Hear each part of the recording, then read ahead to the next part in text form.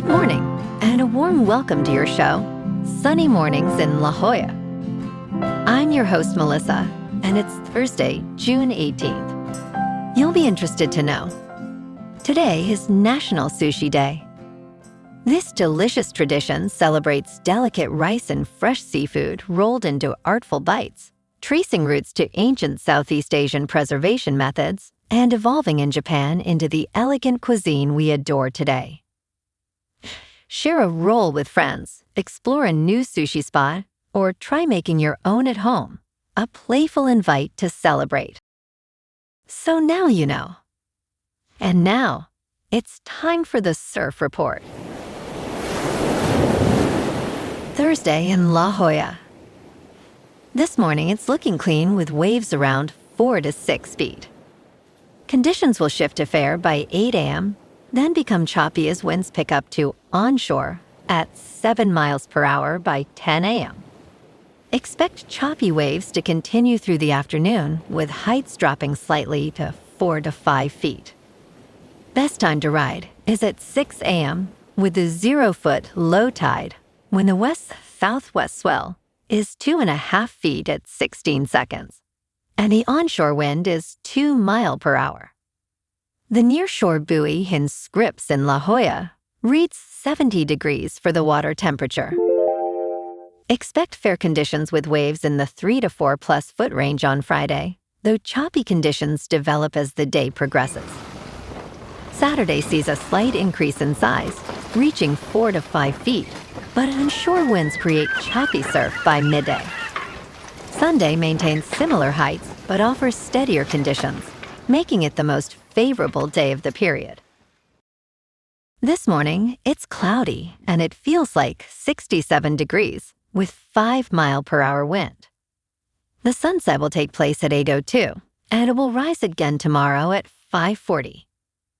It looks like we're in for some partly sunny weather today, with a high near 66 and a light west wind around 8 miles per hour.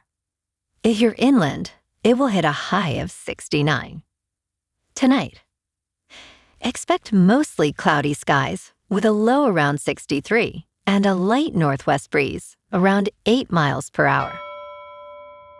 Looking ahead in the weather, Friday, Juneteenth will be partly sunny with a high near 67 and a northwest wind of 5 to 10 miles per hour.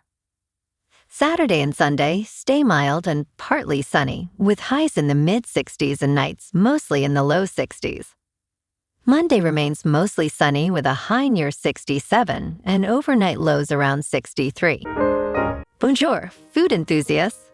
This podcast is brought to you by Versailles Cafe and Pastries in Encinitas. Nestled on El Camino Real South, just north of Encinitas Boulevard, this cafe is a haven for culinary delights. Indulge in their amazing Eggs Benedict or their gluten-free crepes. You can grab a panini for lunch or just breeze on through to get your morning coffee. They are open every day from 8 to 5. So stop on by and don't forget to tell them Sunny Morning sent you. In local news, the City of Del Mar's plans for an affordable housing project at the Del Mar Fairgrounds have encountered new challenges. Tensions remain high between Del Mar and the 22nd District Agricultural Association, which oversees the fairgrounds. At a recent board meeting, members expressed concerns that feasibility studies did not adequately assess impacts on fairgrounds operations. Del Mar Mayor Tracy Martinez criticized the presentation of these studies, calling for greater transparency and suggesting a joint public workshop. The ongoing dispute highlights the complex relationship between the need for housing and the operational needs of the fairgrounds.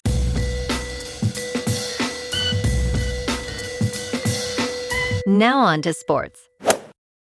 Colombia made a winning return to the World Cup by defeating debutants Uzbekistan, with former Liverpool forward Luis Diaz and Crystal Palace defender Daniel Munoz among the goal scorers. Munoz scored the first goal with a superb volley when he connected with a fine pass from Diaz, who had earlier hit the post. Uzbekistan equalized in the 60th minute through Abosbek Faizalay's header. Diaz quickly regained the lead with a strike that went in despite Utkur Yusupov's efforts. Colombia's Jaminton Campas headed in a third goal late on, securing the victory. Diaz's goal marked his first in a World Cup after an excellent season at Bayern Munich. In local sports, the Padres snapped a 2-game slide yesterday with a 6-1 win over St. Louis, avoiding a series sweep at Busch Stadium. Griffin Canning was solid as a starter, and the bats finally came alive. Fernando Tatis Jr. went 3 for 4 with 2 RBIs, while Jackson Merrill added 3 hits and a homer. San Diego heads to Arlington tonight, facing Rangers ace Jacob deGrom in Game 1 of a 3-game series, with Randy Vasquez on the mound for the Friars. First pitch is at 5:05. The Padres are 38-35 on the season, and they know every series matters in the NL West grind. Mookie Betts recently gave Petco Park some unexpected love on his podcast, calling it one of his favorite ballparks despite the Dodgers rivalry. Meanwhile, manager Craig Stammen addressed frustrated fans about the team's offensive struggles.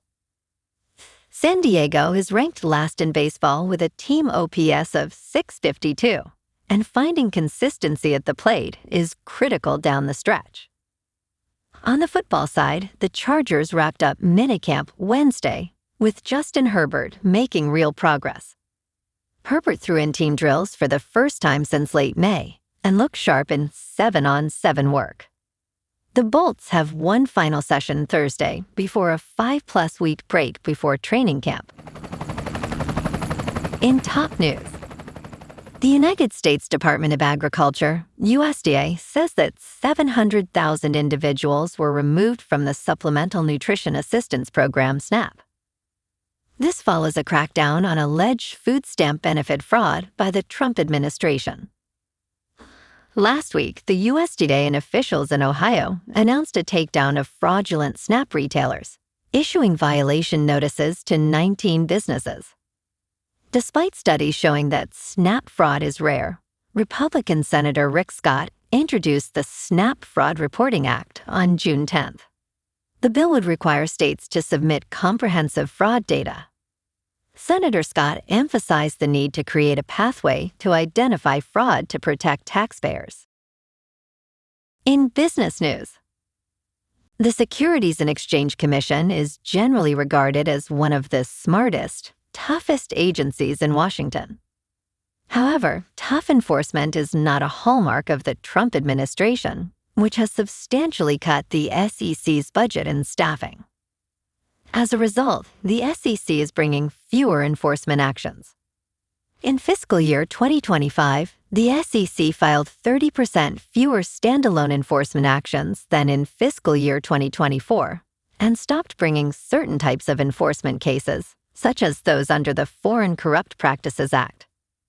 At the end of May, the 3 SEC commissioners took away enforcement powers the agency has held for more than 50 years. In crypto movement, Bitcoin is down 3% to just under $64,000. Ethereum is down 3.5% to just over $1,700. And XRP is down 4.5% to $1.16. Moving on to a more local vibe. In our community spotlight on health and wellness, we are working with a national Pilates studio to bring you some free classes, so listen up. Check out Club Pilates, with several locations in the San Diego area. Pilates presents a comprehensive wellness approach, cultivating strength, reducing tension, and elevating mental well-being.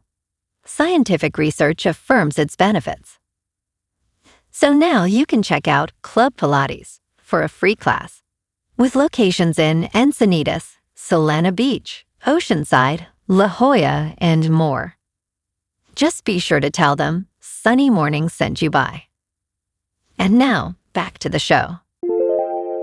Let's talk tech. Midjourney Medical is transitioning from generating CAD images to offering full-body ultrasound scans. CEO David Holz recently unveiled the Midjourney scanner, an ultrasound-based device capturing detailed images of muscle, fat, bone, and organs. He envisions this tool being used for annual or even daily scans, aiming for image quality comparable to MRI. Developed with Butterfly Network, the scanner utilizes 40 Butterfly ultrasound-on-chip imaging modules. In 1 minute, users step into a pool of light and descend through sensors, creating detailed 3D images. Holz plans to open a Midjourney spa in San Francisco, California, by the end of 2027, featuring various wellness amenities.